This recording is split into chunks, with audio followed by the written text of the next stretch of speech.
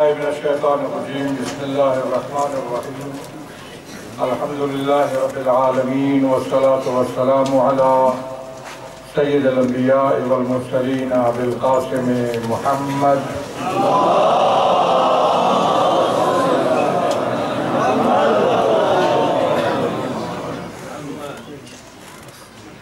وآلہ الطیبین وصحبہ المنتجبین اما بعد قد قال اللہ تبارک و تعالی وَسَيَعْلَمُ الَّذِينَ ظَلَمُوا أَيَّ مُنْقَلَبٍ يَنْقَلِبُونَ۔ عزیزان گرامی، توفیق خداوندی ہے کہ مجھے اس شہداء کانفرنس قیام شہداء کانفرنس میں شرکت کا موقع ملا اور آپ برادران ایمانی کا نزدیک سے دیدار ہوا۔ گزشتہ سال بھی آنا چاہتا تھا لیکن بعض سفری رکاوٹوں کی وجہ سے نہیں آ سکا۔ مولانا عابدین جعفری صاحب کے اصرار پر میں آپ کی خدمت میں حاضر ہوا۔ یہ اس سے مجھے خوشی ہوئی اور اطمینان ہوا۔ میں منتظمین کا، مولانا موصوف کا اور دوسرے منتظمین کی حوصلہ افزائی کرتا ہوں کہ ایسا پروگرام، بہترین پروگرام انہوں نے منعقد کیا اور شہداء کی یاد تازہ کرنے کا موقع فراہم کیا۔ میں سمجھتا ہوں کہ ہمیں بہت سے پہلو ہیں جن پہ گفتگو ہو چکی اور آپ مستفید ہو چکے ہیں۔ ہمیں اس بات کی طرف زیادہ توجہ دینی چاہیے کہ جو بھی لوگ شہید ہوئے ان کی شہادت کی وجہ، شہادت کا سبب اور شہادت کی علت کیا تھی۔ مختلف قسمیں ہیں شہداء کی جو یہاں بیان ہوئی۔ ہر قسم کے لیے ایک الگ وجہ، ایک الگ سبب، ایک الگ علت تلاش کی جا سکتی ہے اور بڑا واضح اور روشن طریقے سے ہم جان سکتے ہیں کہ ان شہیدوں کو، ان شہداء کو کیوں شہید کیا گیا اور ان کی شہادت کا سبب اور علت کیا ہے۔ بہت سے چونکہ قسمیں ہیں اس لیے میں سب پہ تو گفتگو نہیں کر سکتا۔ پاکستان کے اندر مکتب تشیع سے تعلق رکھنے والے جو شہداء ہیں ان کی شہادت کی وجہ بڑی واضح ہے اور جس انداز میں ان کی شہادت کے اقدامات ہوئے وہ بھی بڑے واضح ہیں، لیکن بہت سے حقائق ہیں جو اب تک ان کو واضح روشن کرنے کی اور واضح کرنے کی ضرورت ہے۔ وہ کون لوگ تھے جو اس جرم کے، اس گھناؤنے جرم کے مرتکب ہوئے؟ ان کی پشت پر کون تھا؟ کون لوگ تھے جو ان کو تیار کرتے رہے، ان کو آمادہ کرتے رہے؟ کون لوگ تھے جو ان کو آپریٹ کرتے رہے؟ کون تھے جو ان کی مدد کرتے رہے؟ یہ بہت سی چیزیں ہیں جو مدت سے ہم مطالبہ کر رہے ہیں کہ ان حقائق سے پردہ اٹھایا جائے۔ اب بھی جو پارہ چنار کے اندر واقعات ہوئے، ہم نے سب سے پہلا مطالبہ یہ کیا کہ لوگوں کو حقائق سے باخبر کیا جائے۔ یہ کون لوگ ہیں؟ ان کی پشت پر کون ہیں؟ ان کو کون سپورٹ کر رہا ہے؟ کون ان کو آپریٹ کر رہا ہے؟ بڑے سے بہت سے سوالات ہیں جن سے بہت سے حقائق سامنے آتے ہیں۔ جب تک حقائق سامنے نہیں آئیں گے اس وقت تک کوئی ایسا اقدام جس سے ایسے جرائم کا خاتمہ ہو سکے، میں سمجھتا ہوں کہ اس ملک کے اندر نہیں ہو سکتا۔ آج تک مشکل یہی ہے کہ حقائق سے پردہ اٹھانے سے گریز کیا جاتا رہا اور ان حقائق کی روشنی میں اقدامات تو ہو ہی نہیں سکے۔ وجہ بڑی واضح تھی کہ اس ملک کے اندر جو تشیع کی رفتار تھی اور جو تحریک تھی اور جو اس کی پیش رفت تھی تشیع کی، اس کا راستہ روکنے کے لیے یہ گناؤں میں اقدامات ہوئے۔ میں ابھی ایک آدھ بات کر سکوں گا، زیادہ تفصیل سے میں نہیں جا سکوں گا۔ تشیع نے اس ملک کے اندر ایک رول ادا کیا۔ تشیع کو جس کے بارے میں یہ خیال تھا کہ وہ ایک محدود سوچ رکھنے والا کوئی مذہب ہے، اس کی چند رسمیں ہیں، انہی کے گرد گھومتا ہے، اس کی سوچ اسلام کے بارے میں، ملکی مسائل کے بارے میں، امت مسلمہ کے بارے میں، عالم اسلام کے بارے میں ان کی کوئی توجہ نہیں ہے، ان کا رول پاکستان کے مسائل کے حل میں ان کا کوئی رول اور کردار نہیں ہے، یہ سوچ تھی۔ لیکن اس سوچ کو جب تبدیل کیا گیا ملی جدوجہد کے ذریعہ، ملی پلیٹ فارم کے ذریعہ، جس کو آپ دیکھ چکے ہیں، جس نے ایک رول ادا کیا اس ملک کے اندر، تو یہ چیز انہیں پسند نہ آئی۔ اس کے نتیجے میں ادھر یہ سلسلہ شروع ہوا کہ تشیع کو گوشت و خون کے ذریعہ اپنے اہداف سے روکنے کی کوشش کی گئی، کمزور کر کے، خوف و ہراس میں مبتلا کر کے تشیع کو اپنے جس راستے پہ تشیع چل رہا تھا، مکتب تشیع، اور ظاہر ہے کہ وہ فرقہ واریت کا راستہ نہیں تھا، ہم تو فرقہ واریت کی نفی کے لیے کام کر رہے تھے۔ ہم اس ملک کے اندر امت مسلمہ کو ایک پلیٹ فارم پر متحد کرنے کے لیے کام کر رہے تھے۔ ہم اس ملک کے اندر عوام کی بہبود کے لیے اور فلاح کے لیے کام کر رہے تھے، جس کے اثرات اس خطے کے اندر بھی آپ کو ملیں گے۔ لیکن راستہ روکا گیا، ملی پلیٹ فارم کا راستہ روکا گیا، اور روکنے کے ساتھ ساتھ اس انداز میں تشیع کی پیش رفت کو، تشیع کی سوچ کو، تشیع کی فکر کو روکنے کی کوشش کی گئی۔ مکتب تشیع کا جو چہرہ اس ملک کے اندر پیش کیا گیا، ایک جامع مکتب، ایک جامع سوچ، ایک فکر، ایک تحریک اور ایک جدوجہد کے طور پر جس طریقے پہ تشیع کو پیش کرنے کی کوشش کی گئی، وہ ان کو پسند نہیں آئی۔ اور آپ نے دیکھا کہ تشیع نے ہر میدان میں اپنا رول ادا کیا۔ ہم ایوان بالا تک پہنچے، ہم پارلیمنٹ تک پہنچے، ہم صوبائی حکومتوں تک پہنچے، عوام کے حقوق کے تحفظ کے لیے، عوام کی خدمت کے لیے، عوام کی بہتری کے لیے اور پیش رفت کے لیے۔ اور پھر جو سوچ ہم نے دی تشیع کی اور مکتب تشیع کی، آپ دیکھ لیں کہ اس وقت ہم دینی جتنے بھی مذہبی جماعتیں ہیں، سب کے مین سٹریم کے اندر ہم موجود ہیں۔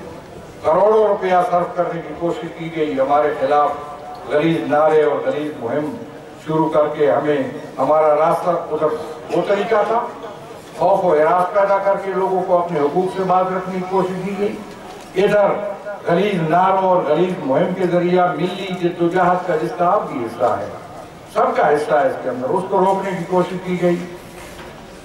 اور اس طریقے پہ تشیع کا جو رول تھا، جو کردار تھا، دنیا منتظر تھی کہ وہ اسلام کی تشریح اور تعبیر کو دیکھے، دنیا منتظر تھی کہ وہ اسلام کے عملی نمونے کو دیکھے اور اس پر عمل کر کے اپنی زندگیوں کو آسان اور سہل بنائے۔ یہ ممکن تھا تشیع کی جو فکر اور سوچ تھی، اور تشیع نے جو زندگی کا طریقہ دیا تھا، دنیا کے سامنے پیش کیا تھا، اور ایک بہترین تعبیر اور تشریح اسلام کی پیش کی تھی۔ اگر اس کو آگے پڑھنے دیا جاتا تو میں سمجھتا ہوں کہ دنیا کے سامنے واضح ہو جاتا کہ اسلام کی سب سے بہتر تعبیر اگر ہے تو وہ تشیع ہے۔ اس کو روکنے کے لیے تشیع کے خلاف غلیظ مہم، غلیظ نعرے اور غلیظ خطرے، ہم نے اس کا مقابلہ کیا، اور اب بھی ہم چل رہے ہیں مثبت انداز میں، شہداء کے طرز عمل سے استفادہ کرتے ہوئے، کہ بغیر کسی مازارائی کے، بغیر کسی لڑائی کے، بغیر کسی جھگڑے کے، قربانی کا جذبہ لے کر ہم اپنے مشن کو اور اپنے مکتب کو آگے بڑھانے کی کوشش۔ ہمارا فلسفہ قربانی ہے۔ ہم اپنے مشن کے لیے، اپنے مقصد کے لیے، اپنے نظریے کے لیے، اپنے اہداف کے لیے، جو اہداف ایسے ہیں جو محدود نہیں ہیں، وسیع تر اہداف ہیں، جو اسلام کی سچی اور بہترین تعبیر پیش کرتے ہیں، ان اہداف کو آگے بڑھانے کے لیے ہم اسی قربانی کے جذبے کے ساتھ انہی اسباب اور علل کو مد نظر رکھ کر، جس کی بنیاد پر شہداء کو راستے سے ہٹانے کی کوشش کی گئی، ان علتوں کو، ان اسباب کو اور منظم کرنے کے لیے، اور مضبوط کرنے کے لیے، اور توانا بنانے کے لیے قربانی کا جذبہ لے کر ہم آگے بڑھ رہے ہیں۔ میں سمجھتا ہوں کہ شہداء سے بہترین درس ہم یہ لے سکتے ہیں کہ اپنے اندر قوت پیدا کریں۔ اے جرم ضعیفی کی سزا مرگ مفاجات، جو قومیں جن ملتوں کے اندر، جن معاشروں کے اندر کمزوری آتی ہے، وہ معاشرے اپنے مقاصد اور اہداف، وہ شہادتیں بھی دیں اور اس سے سبق اگر حاصل نہ کریں تو وہ اپنے اہداف کو آگے بڑھانے میں اور ان کے اصول میں اور جدوجہد کو مقاصد تک پہنچانے میں کامیاب نہیں ہو۔ توانائی پیدا کیجیے، قوت پیدا کیجیے، اتحاد کے ذریعہ، قوت کے ذریعہ، برادری کے ذریعہ، ایک دوسرے کا احترام، ایک دوسرے سے محبت، ایک دوسرے کو برداشت کرنا، اور اپنے ہدف، مقصد کے لیے وہ مقاصد اور وہ اہداف جن کو پرسو کر رہے تھے ہمارے شہداء اور ان کو راستے سے ہٹانے کی کوشش کی گئی، ان اہداف کو کمزور کرنے کے لیے ہمارے ان شہداء کو راستے سے ہٹانے کی کوشش کی گئی، ان اہداف کو زندہ رکھنے کے لیے، ان کو حاصل کرنے کے لیے اپنے اندر طاقت پیدا کیجیے، توانائی پیدا کیجیے، اور اس توانائی کے ذریعہ ایک بھرپور جدوجہد کے لیے تیار رہیے، اور اس بھرپور جدوجہد کے نتیجے میں ان شہداء کی طرح قربانی دینے سے بھی گریز نہ کیجیے، قربانی کے لیے تیار رہیے۔ میں سمجھتا ہوں کہ میں حوصلہ افزائی کرتا ہوں ان لوگوں کی جنہوں نے یہ شہداء کانفرنس منعقد کی، اس کو ہر سال منعقد ہونا چاہیے۔ اسے ہمیں درس حاصل کر کے اپنے اندر قوت پیدا کرنی چاہیے، ایک وہ شہادت کا جو روح شہادت ہے وہ اپنے اندر ہمیں پیدا کرنے کی ضرورت ہے، اپنے اخلاق میں، اپنی گفتگو میں، اپنے کردار میں، اپنی سوچ میں ہمیں مثبت، واضح، روشن اور طاقتور ہونا چاہیے۔ تب میں سمجھتا ہوں کہ ہم ان شہداء کو خراج عقیدت کا حق ادا کر سکیں گے، اور قرآن کا جو وعدہ ہے کہ وَسَيَعْلَمُ الَّذِينَ ظَلَمُوا أَيَّ مُنْقَلَبٍ يَنْقَلِبُونَ۔ میں اپنے انداز میں ترجمہ کرتا ہوں کہ ظالموں کو پتہ چل جائے گا کہ انہیں کس قسم کے انقلاب سے واسطہ پڑتا ہے۔ ظالم انشاءاللہ انقلاب کا سامنا کریں گے، لیکن انقلاب کیوں نہیں آتا؟ باتوں سے نہیں، نعروں سے نہیں۔ نعرے لگانے چاہیے، جذبوں کو تقویت دیتے اور بھارتے ہیں، لیکن ہم نے اندر قوت پیدا کرنے کی ضرورت ہے، اپنے اندر طاقت پیدا کرنے کی، کردار کی طاقت، اخلاق کی طاقت، سوچ کی طاقت، فکر کی طاقت، جدوجہد کی طاقت، مقصد کے حصول کے لیے قربانی کا جذبہ، ان کو لے کر میں سمجھتا ہوں جو قومیں چلتی ہیں، آگے بڑھتی ہیں، وہ کامیاب رہتی ہیں۔ اور آج تک کوشش کی گئی تشیع کو زیر کرنے کی، لیکن میں سمجھتا ہوں کمزور کرنے کی ہر طرح سے کوششیں ہوئی۔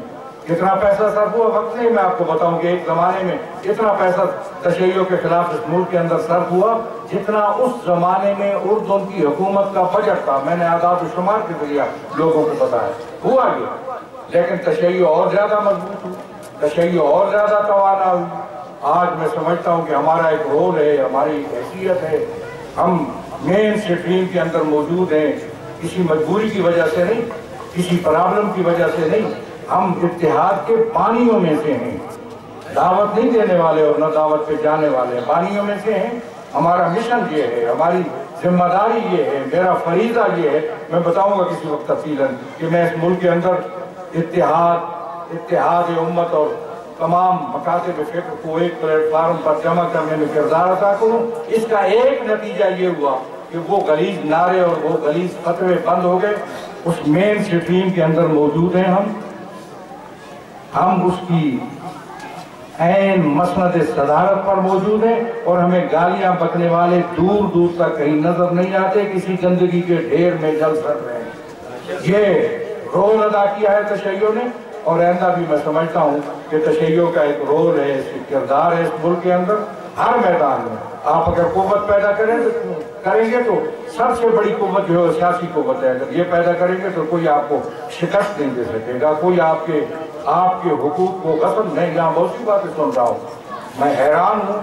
فورتھ شیڈول اس لیے نہیں ہوتا کہ شریفوں کی پگڑیاں اتاری جائیں، مجھے نہیں پتا کہ یہ کیا ہو رہا ہے اور یہاں کیوں ہو رہا ہے اور کون لوگ کر رہے ہیں، کتنے گر گئے وہ لوگ، گر گئے وہ نیچے آ گئے ہیں کہ فورتھ شیڈول کے بغیر انہیں اس تحرک کو اور اس جدوجہد کو روکنے کا کوئی راستہ نہیں ملا۔ مرد بنے اور اس جدوجہد کو اور اس کا تحرک کو روکیں، متبادل تحرک کے ذریعہ، متبادل کسی جدوجہد کے ذریعہ، متبادل کسی تحریک کے ذریعہ۔